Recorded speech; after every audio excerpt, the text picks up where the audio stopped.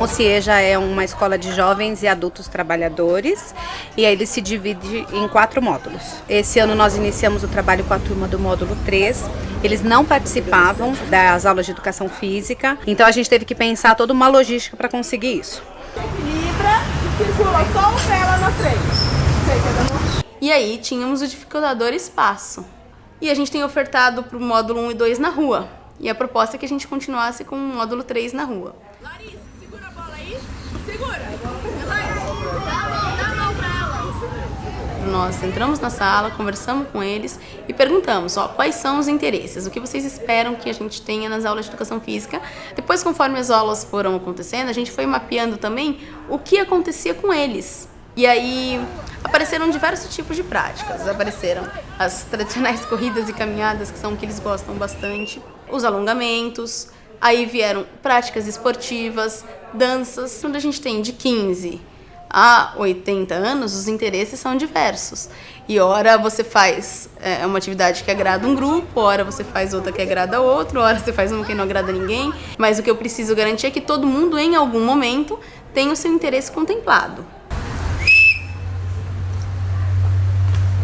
A princípio, a gente pensou no vôlei tradicional, mas, pelas questões de espaço, a gente não podia fazer com toque, porque a bola escapa, vai pra rua, cai na casa do vizinho. E aí, como forma de garantir a participação de todo mundo e a questão espacial, eu usei a modalidade vôlei de idosos, que ao invés de rebater a bola, a gente segura.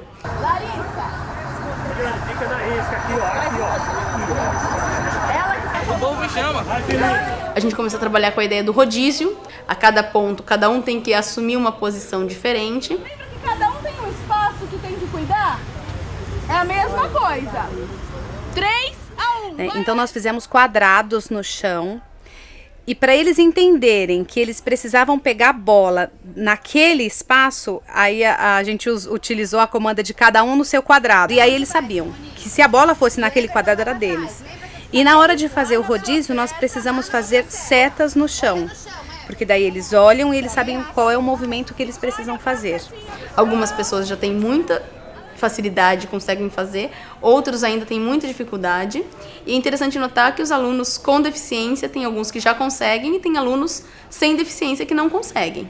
Conforme as aulas foram passando, a gente foi percebendo que havia necessidade de melhorar algumas coisas com relação a lançar e receber a bola, ao fazer o deslocamento. Então a gente também trabalha em algumas atividades em duplas, de um jeito que garantisse que eles tivessem mais experiências com a bola, visto que vários deles só têm a experiência tanto esportiva como corporal aqui na escola. Eles não podem entender que a educação física é só de melhoria individual, mas a gente tem que pensar num momento coletivo.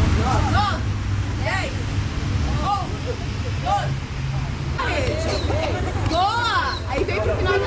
É incrível, né? Porque a gente percebe o quanto o aluno com deficiência faz a diferença na vida da pessoa sem deficiência.